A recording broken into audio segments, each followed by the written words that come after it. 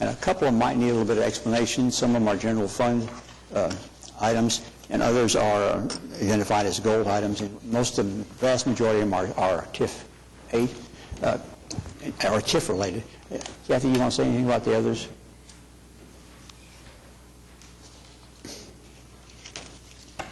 Well, there are several claims on the docket today that you only see periodically, maybe once a quarter, or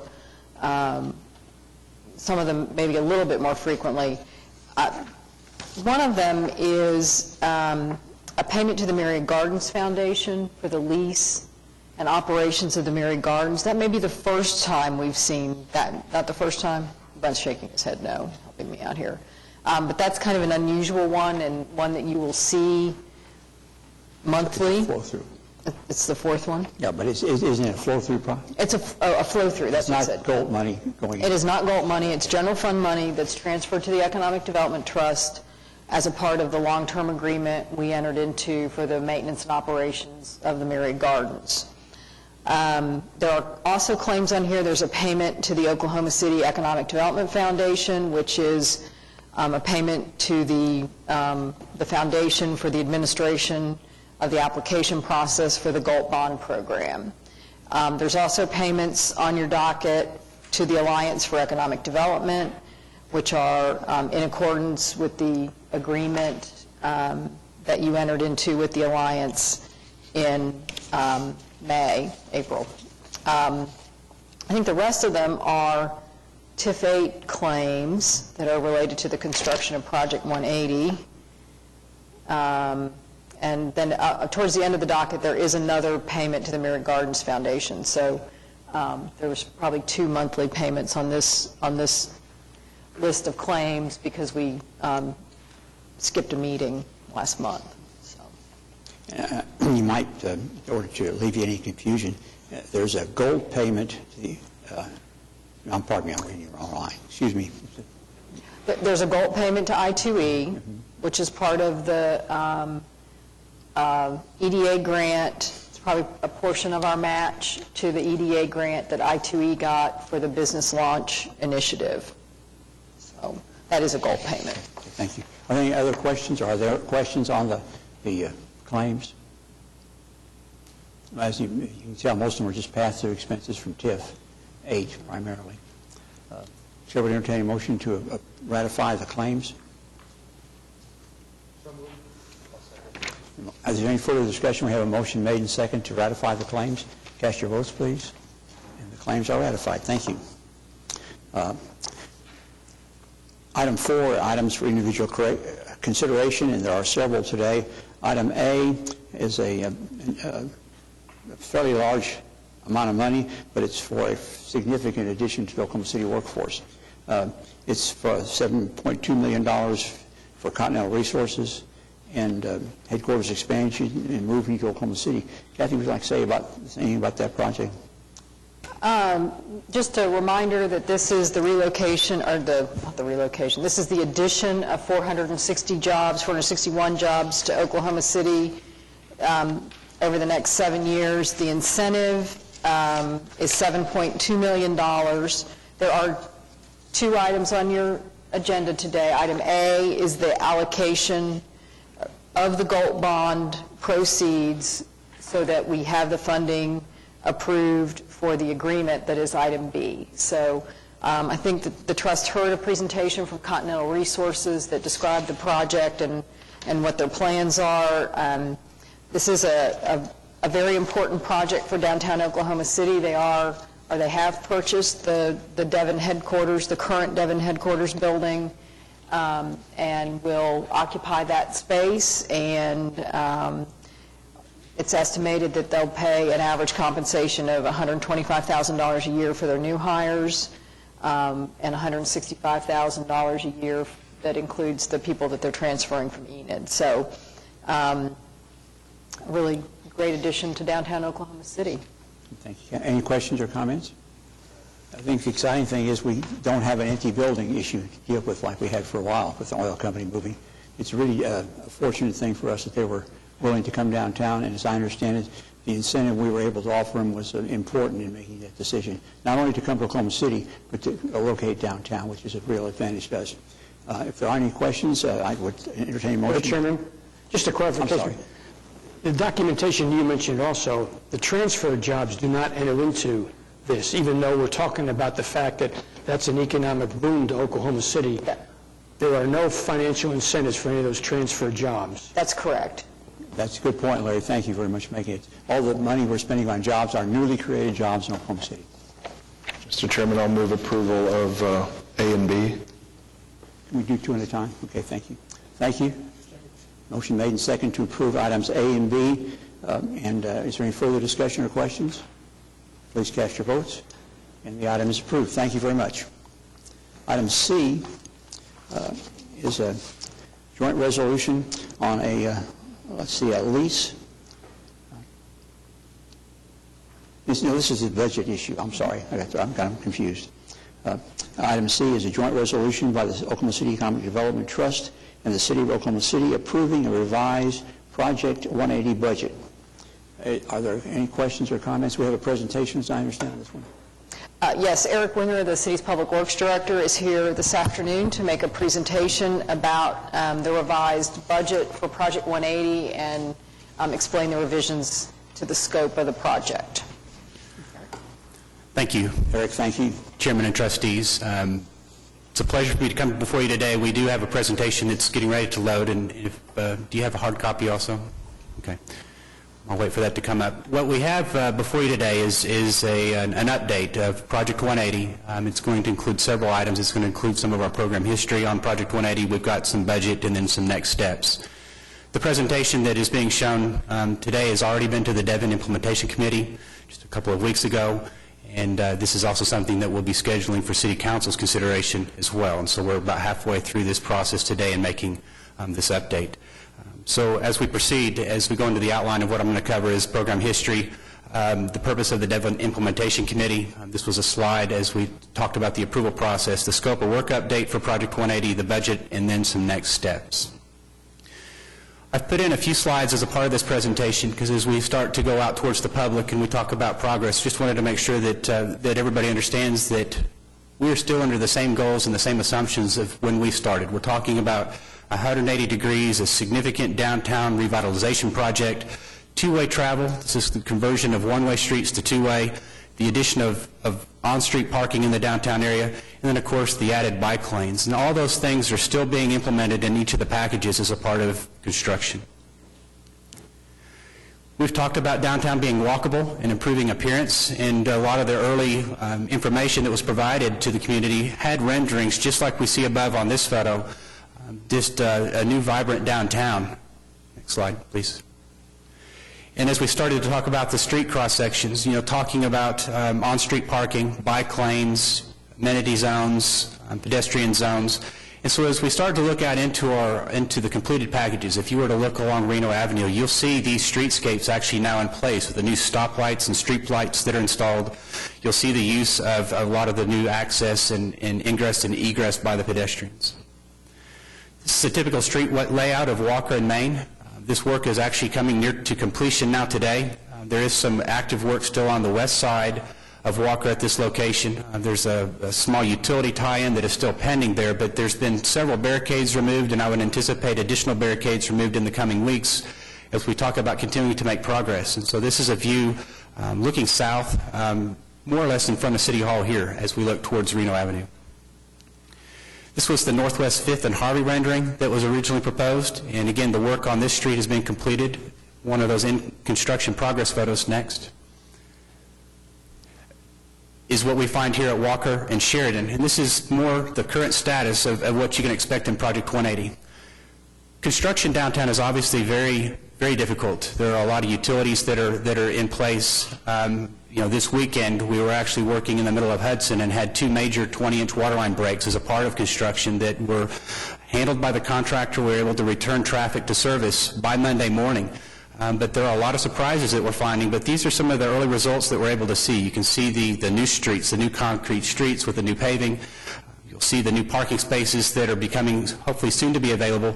Some of the things that we've eliminated in the last week, you'll see in the upper right-hand portion of this photograph, is where the contractors have been utilizing some of that on-street parking. Those are being vacated now so that we can get those turned back over to the public here very soon. This is at Northwest 5th and Harvey as a part of construction, and again, it's very inconvenient for downtown. We've got lots of street closures, lots of lane closures, but we are starting to progress and make our way through the packages. As I update in just a moment, we are now through package 5 on the bidding, with package 6 hopefully to go out by summer of 12. But it was more than just streetscapes when we talk about Project 180. It's transforming downtown. We obviously have completed the Myriad Botanical Gardens project, the Bicentennial Park, which is now next steps, and then we have also City Hall Plaza. But this was to create world-class facilities, enhance opportunities for festivals downtown, and then also to provide vibrant public events. This is the Grand Lawn bandshell rendering, and I think most of us were able to take advantage of the October 15th grand opening of the Myriad Botanical Gardens. Lots of activity that day. There were over 20,000 in attendance on that grand weekend, and the bandshell was in use. We had a lot of use by the patrons of Oklahoma City. Next. This is the ice rink summer configuration, but if we were to go there today, you would have the ice rink in place. So those activities will continue into February as a part of the winter downtown festivities. Then the children's garden, and this is just a small portion of what's available. There's several features of the children's garden that we found very active that weekend, and then most weekends, if you were to be downtown, you'll see that that is still in large use by a lot of the downtown or just visitors to downtown today. This is the Crystal Bridge and the water stage, and I don't think any of these photos are unfamiliar to you. I think most of us have taken advantage of the new amenities there. Minder's Garden and the water feature. When we approached the Devon Implementation Committee and we talked about Project 180 and the public process, the implementation of the committee was to ensure smooth communications between the city and Devon, reviewing and recommending project funding, downtown parking solutions, developing long-term financing options, and then, of course, the recommendation of right-of-way and public property vacations. All those items that come before the Devon Implementation Committee are then forwarded to the Economic Development Trust and then on to City Council. And this process, too, has been unchanged since the original Project 180 packages were put out. And so those are things that are all being maintained, making sure that change orders, amendments, and all those items with new plans and new construction are coming between each or before each of the groups for consideration. Staff recommendations all go to the Devon Implementation Committee, and then, of course, as we leave today with this presentation, this will be forwarded to the City Council. The project area has also not changed. We're looking at an area bound by Northwest 6th and Southwest 2nd. That would be on the north and south sides. On the west, Lee Avenue to E.K. Gaylord. And this was one of the original drawings that identified those packages for Project 180 that would be a part of the early construction work. And so depicted here are the 6 packages, including package 6 that's not yet out for bid. But you'll find package 1 color-coded more or less to the bottom of the drawing, going through packages 5, which was just recently bid. That's the area around City Hall and City Hall and Civic Center, Music Hall. And package 6 is in progress today, and those plans will be hopefully available for bidding here in the spring and into the summer of next year. There's some other work that's identified on this drawing that I want to call to your attention. It's the areas that are bound by the red dashed lines. There have been some changes to Project 180 when we talk about some of the areas that were early conceived. The areas that are in the Midtown area, if you recall, the developer of the area, Rick Dowell, came to the City Council and asked that those not be included as a part of Project 180. Those are some areas that had been recently renovated. As they were identifying the identity for that portion of downtown, the request was granted by City Council to exclude those areas around Northwest 5th. There's also been some other discussions about E.K. Gaylord on the right side of the drawing, and those have also been discussed. At this time, those are not being recommended for Project 180. We are looking at a balanced budget approach to the projects. It does not mean that that work won't be completed. It's just not going to be completed in packages 1 through 6. And so as I get ready to go into the budget update, you'll find that a lot of the early work and the work that's planned right now is those areas identified by color, the areas that are identified in the red and white dashed lines. That's future phases that are all possible. And so those aren't necessarily off at this point, but something that would be up for future discussion. And so if I remove those and we go to the next slide, you'll see that this is the map that the project teams are working towards today. Package 6 is still under development, and so I would not say that the areas identified in yellow are 100% final, but that's what we're working towards at this time. You'll also find that there's some future work already being discussed, and those are the areas in brown. And so future work is going to be bid and constructed as funds become available. When we talk about the funding history for Project 180, budgets and scopes of work have to match. We have to make sure that there's adequate funding to actually put the construction in place. The tax increment district number 8 was created on December 16th of 2008. There were some requirements by the Devon development conditions, and of course, as we go through the status, when we talk about the budget, there was the redevelopment framework at $115 million, the economic development of $40 million, and other taxing jurisdictions of $20 million, and so there was an original total budget of approximately $175 million. Now, a significant portion of this was a $95 million loan that was a part of the Devon implementation plan, and so this is a still pay-as-you-go program. There are several years remaining when we start talking about the tax increment increase, or I should say the revenues that would be received from that. And so as we go to the next slide, we talk about the $95 million line of credit with Devon approved in October of 2009. We talk about the original budget of Project 180, which was $145 million. And again, there are additional revenues that are anticipated, but we're talking about packages 1 through 6 and future work at this time. As additional funding becomes available, we have the opportunity to add to those streets and those streetscapes that are to be approved. There have been some changes on the revenue side for Project 180, and I've listed some of those changes that are here. The sales and use tax revenues are actually less than originally forecasted. The projects have obviously contingencies and change orders that have had an impact on our budgets. There have been a lot of unknowns realized in the field when we start talking about utility relocations. We start talking about those things that just could not be identified on plans that could be used by the engineers.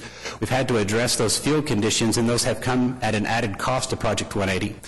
We also have available funding to construct streetscape packages 1 through 6, the Myriad Gardens and Bicentennial Park, and the pedestrian linkages. And so when we take all of that into account, we talk about the scope of work and the map that I just showed with the various colors, we talk about the available budget, we're able to fully fund everything that you've been shown as a part of this presentation and still retain a little more than a $3 million program contingency. Now, to explain the difference between program and project contingencies, program contingency would not be assigned to any one of the packages at this time. This is funding that is available, or at least anticipated to be available, for future unknowns. When we went back and as staff reevaluated the projects, project contingency was also included in the individual packages. And this is something that's been done similarly on the original MAPS projects, MAPS 1, MAPS 2, and MAPS 3. It's helped ensure the success and the successful completion of those projects. And so when we work towards these goals, the change orders and things that you have coming before you are all fully funded. The program contingency has not been allocated to any one of the projects yet, and it provides that added benefit of ensuring the successful completion of Project 180. If you look at a breakdown of the budget, you'll find that the total current funds that are anticipated to be available is a little more than $157 million. You'll find that the expenses, when we talk from completed projects, projects that are still under construction, projects that are under design, that budget is $154 million, and that's how we arrive around this $3 million anticipated program contingency.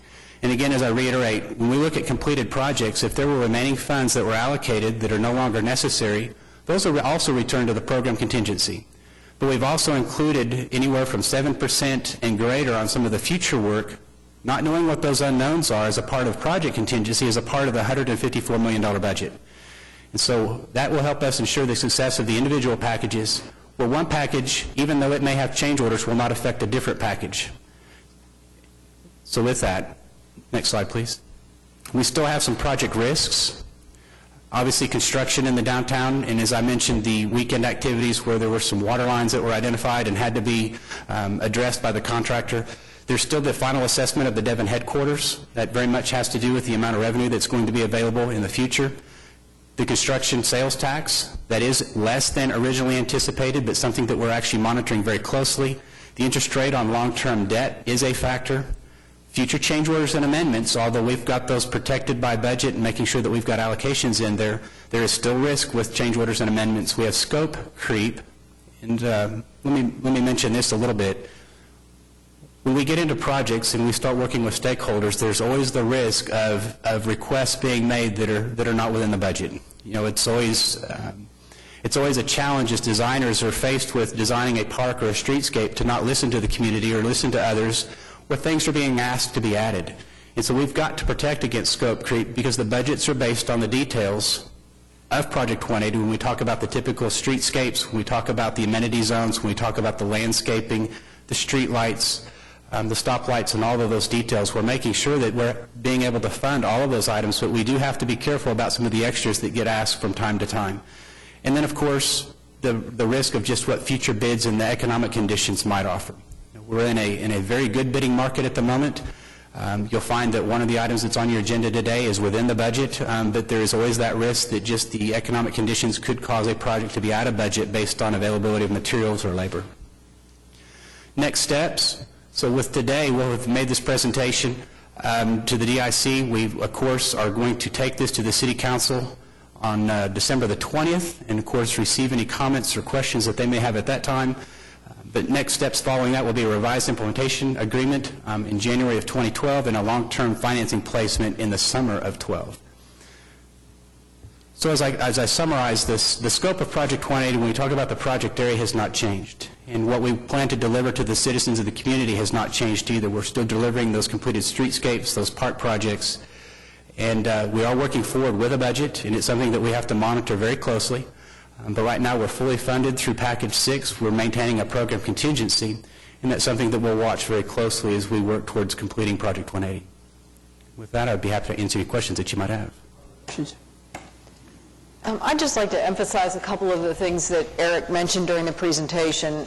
First of all, this did go to the Devon Implementation Committee on December 1st and received a great deal of discussion and consideration. And I guess as a member of the Devon Implementation Committee, I wanted to assure the trust that the committee takes its responsibilities for implementing the agreement and staying within the budget very seriously, and will be keeping a very close eye on the projects as it has throughout the last 2 years. The other thing is this evaluation of what are the risks that are still out there. And as we go further along in time, we know more and more about the projects. Obviously, more and more of them have been bid.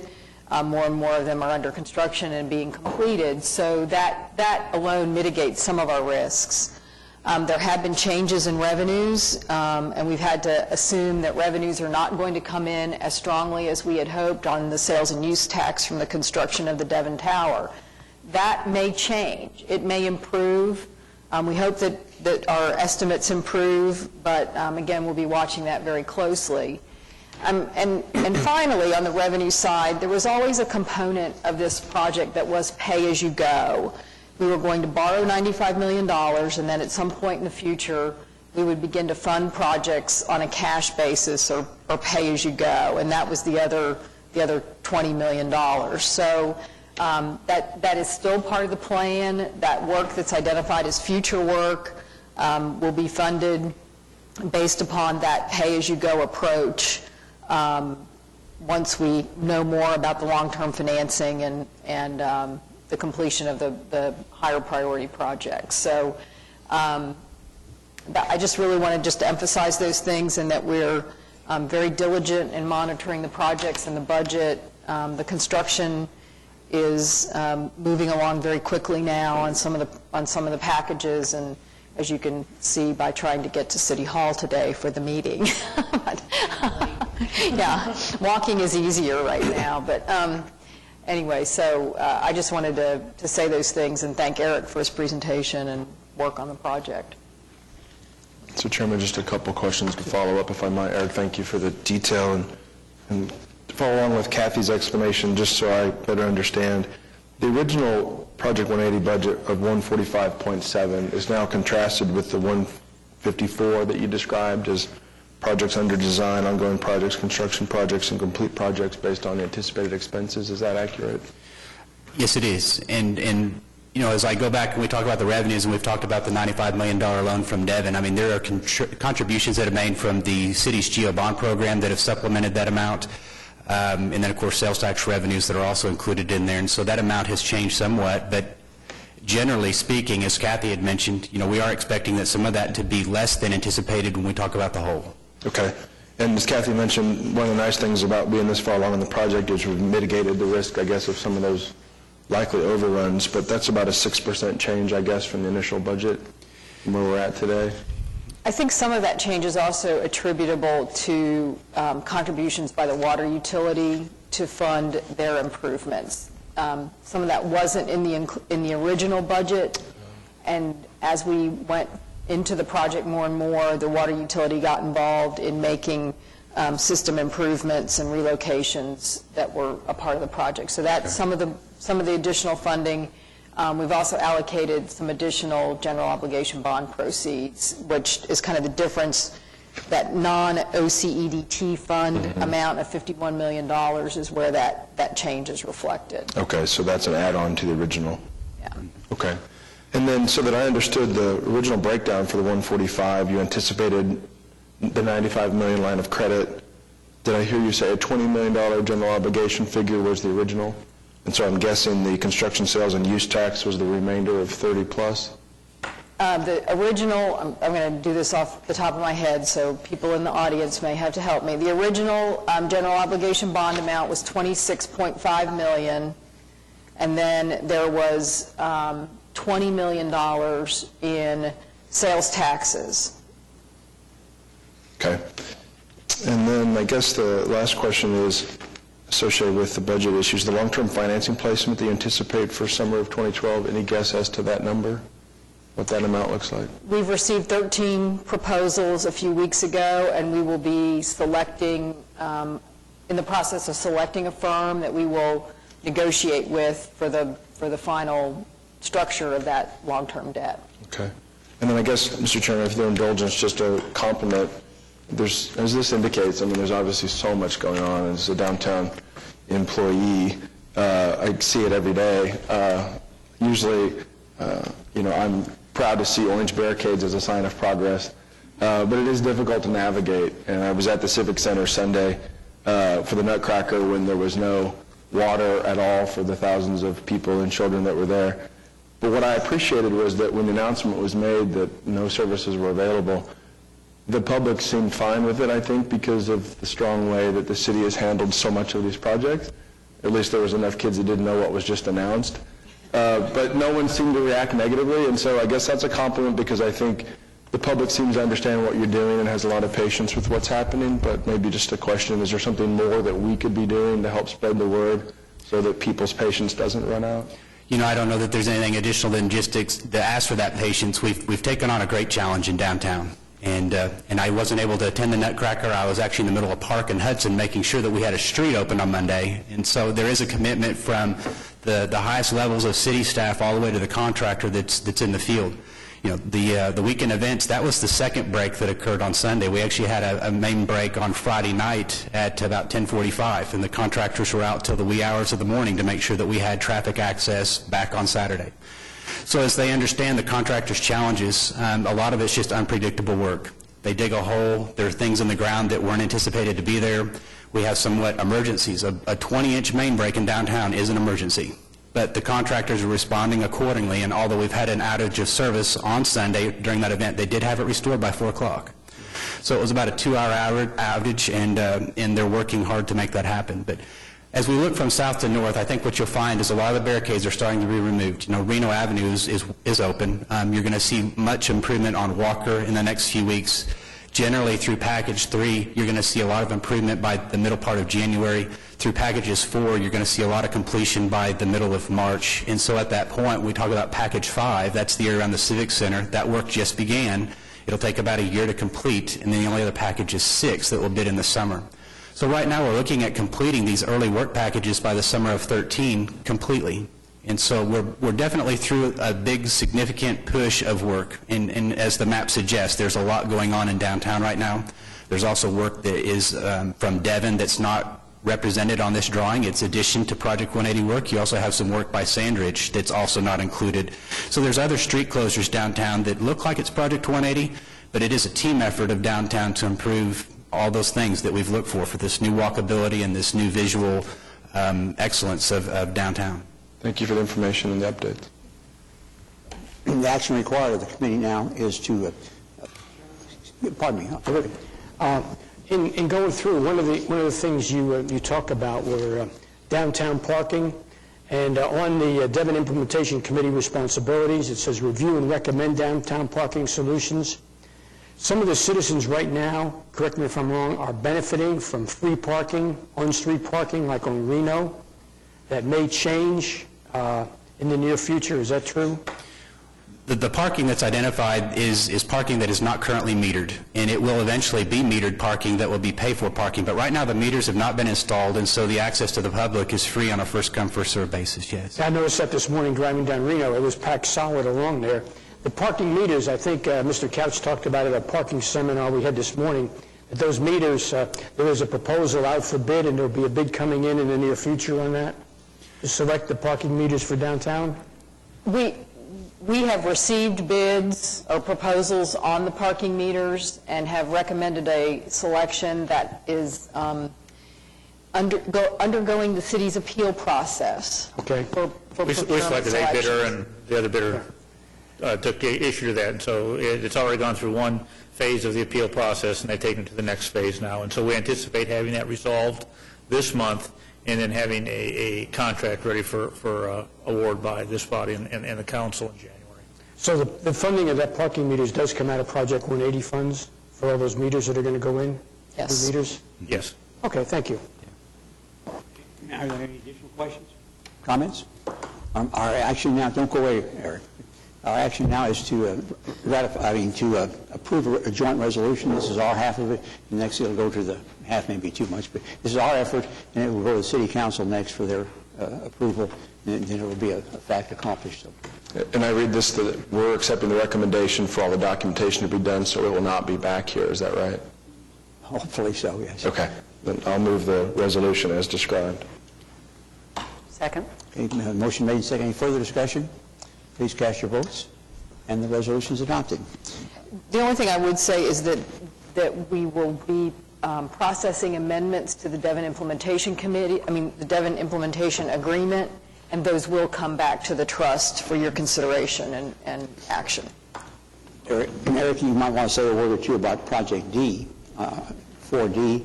It's a new contract for streetscapes. I'm sorry, I didn't mean to catch you unawares, but it's a $11 million package to Rudy Construction Company for streetscape projects in several locations downtown. Yeah, I'd be happy to, and this is item D. You know, this is package 5, and bids were received on package 5 on November the 1st. We actually did issue an early work order on this to get work underway, and so it's very obvious if you were to look outside City Hall that the streets have been removed. There is utility work that's underway all around City Hall. There were 3 bidders. Rudy Construction was the low bidder, and the project was within the budget. And so the budget that we just showed just previously, the work was within the amounts that were stated. I know this is very within the amount, so we have to really make sure we don't have a lot of change orders on this particular one. But what's included in the budget is a 7% project contingency. So that's in addition to the $3 million program contingency that I showed. So we've reserved in each project contingency so that change orders can be borne by the project and not affect other packages. Are there any questions on item D?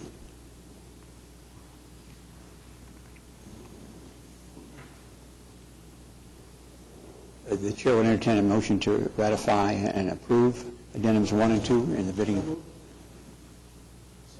Motion made and second. Is there any further discussion or questions? We've got Eric here. We don't want to let him go too soon. Please cast your votes. And the item is approved. Item E is one of we're getting used to these. This is an amendment number 4 and change order number 4 to a project on 180 Streetscape, package number 3, net increase of $299,000. Are there any questions or comments on this item?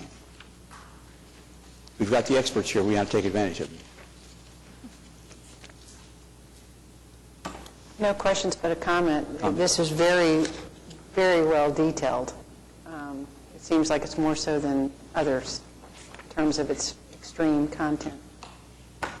Well, one thing I will say is that this change order includes some waterproofing work that's going to have to be done at the 420 West Main building, which is a city-owned building, and I think we wanted to make sure that you understood that a good portion of the increase was due to that work being completed, which will come from a different source of funding than the Project 180 funds. It will come from the city's capital improvements program. So that's part of why there's a more lengthy explanation here. Of the $299,000 that is included in this change order amendment, $189,000 of that is in the waterproofing for 420 West Main that'll come out of a city CIP account as opposed to a Project 180 account. Thank you, Kathy. Are there questions, or any questions or comments? Chair would entertain a motion. So moved. Second motion made and second. Further discussion? Cast your votes. And the item is approved. We're on to item F. This is a project not like the ones we had before. It's not downtown. This is at Council Road and West Reno Avenue, and it's concurrence with the Oklahoma City Water Utilities Trust and improvements amending number 3 and change order number 3. Are there any questions or comments about this? These are the infrastructure improvements that we did in connection with the construction of the outlet mall. Further comment? Approval?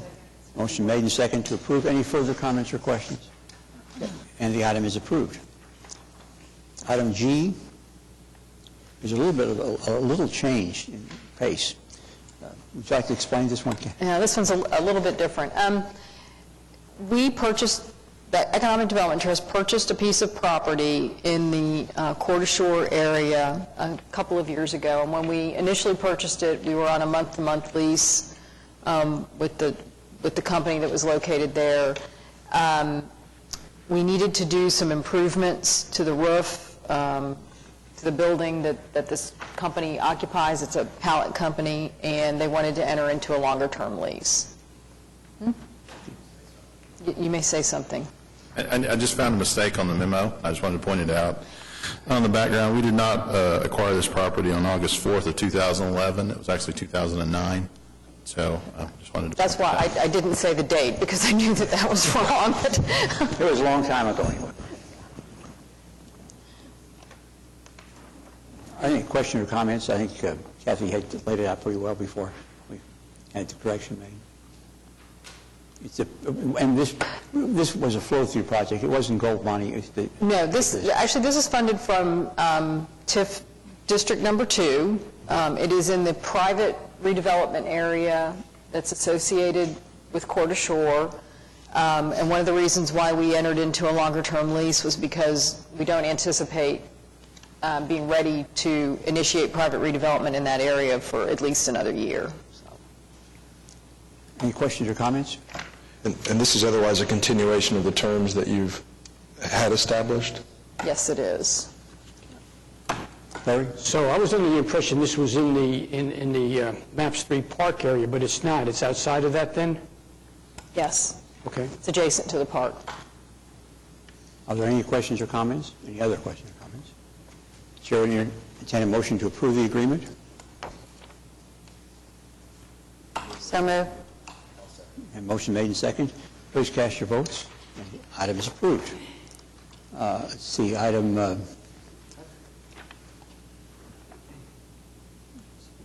we're on to item H, and that's to receive the Oklahoma City Economic Development Trust Annual Financial Report. Are there questions on it?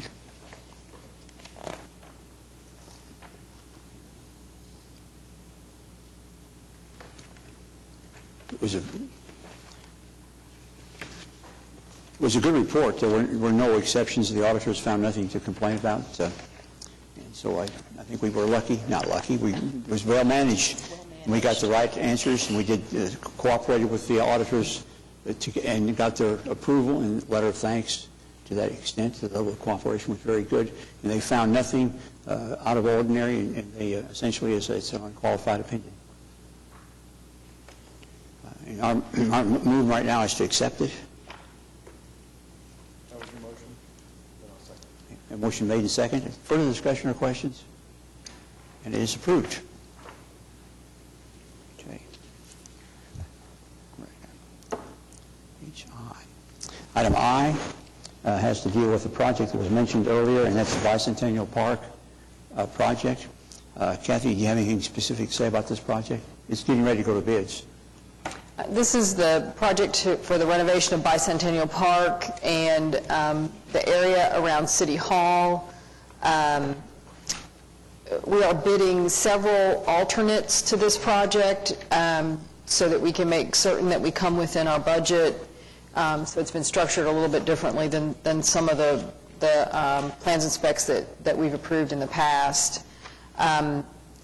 If I recall correctly, the City Hall lawn is bid as an alternate, and then there are some other items that include some amenities that the Civic Center Foundation and the steering committee that helped design the park requested, that include new signage and some other features.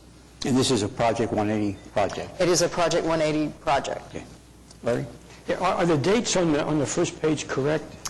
No, there is a mistake on the date. Construction should begin in February of 2012 and be complete by September of 2012. Yeah. And this is one we have to be careful on. We don't want to have any overruns on this project. Right. As well. Okay. I have a motion to approve.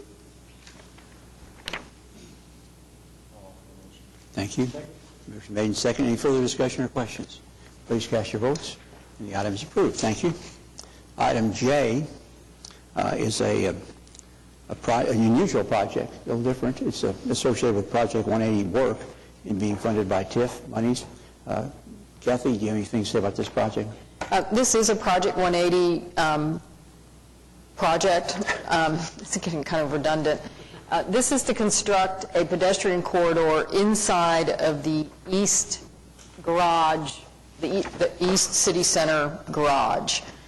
It was part of the original Devon implementation agreement and the priority public improvements that were identified by Devon as a part of their redevelopment conditions. Basically, it will construct an interior corridor within the garage that will be air-conditioned and heated and provide for a passage into Devon's rotunda. So it was part of what Devon wanted to accomplish as a part of the agreement that we entered into with them, and we reserved an easement in order to construct this in the garage. Are there questions or comments? This is a continuation of the existing connection that occurs between the Oklahoma Tower and that garage, which I thought was on the second floor. The garage changes elevation, I believe, and I don't know that it connects to the connection that goes to Oklahoma Tower. It describes that in the okay. background. But the garage, I mean, the connection in Oklahoma Tower comes in at the second floor. That's my But I think understanding. it's the third floor of the garage. Okay, This so is going to the city center, not Oklahoma Tower. That one stays in, but this is one It's inside the garage, of the garage. okay. but it's connected to the Sky Bridge. Yes, okay. Does it displace parking to accomplish Yes. it? Well, it does, yeah. It takes out a few parking spaces, but that was a part of the agreement when we sold the garage to the Oklahoma Tower ownership group, and was part of the negotiation on the purchase price. Okay, thank you. Any questions or comments?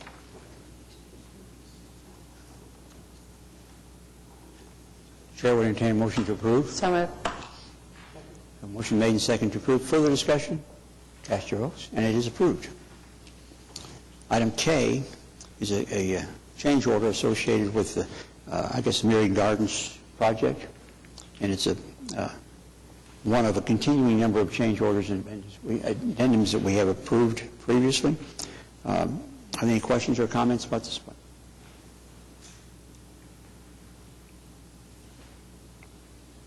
The chair would entertain a motion to approve.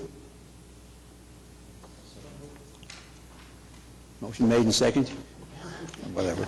As long as we have two voices speaking, we'll assign you a job. Okay. Any other questions or comments? Cast your votes, and that item is approved. The next item is the General Manager's report. Are there any comments or questions about the General Manager's report? I really don't have any additional comments. I'd, again, just point out to you that we are providing a project status on our strategic investment program projects to kind of keep you up to date on where we are with those. And I think the rest of it you probably are pretty much aware of. Our largest amount of activity is associated with Project 180 and TIF 8 at this point in time. Are there questions or comments? All right. Motion to accept. Please cast your votes. And the report is accepted. Are there comments from the staff, from the trustees, from the public? Hearing none, we are adjourned. Thank you.